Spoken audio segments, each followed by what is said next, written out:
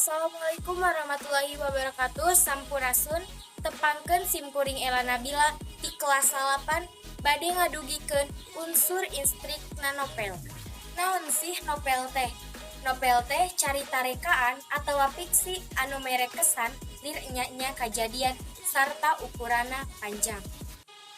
Ari unsur instrik novel kabagi ti genep bagian. Anu kahiji tema. Tema nyaeta pikeun peuseur tina carita novel. Anu kadua panokohan nyaeta palaku anu ngalakonan teh aya nu saurang aya nu leuwih. Ari anu sifatna protagonis nyaeta palaku utama, sedengkeun anu sifatna antagonis nyaeta palaku tambahan.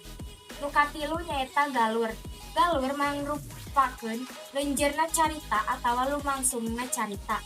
Galur teh kabagi tilu. Nu kahiji ngaguluyur nyaeta nyaritakeun ti awal tepi ka akhir.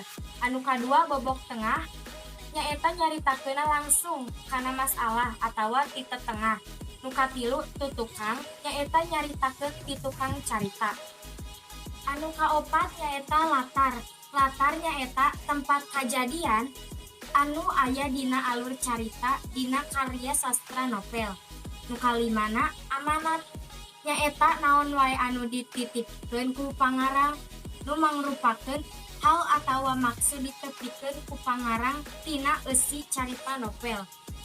Tah anu katerakhirna nyaeta sudut pandang nyaeta ngagunakeun bahasa kuring ngeunaan ngaran kana tokoh atawa jalma. Mung sakitu bae anu tiasa didugikeun unsur instrikna novel ku simkuring.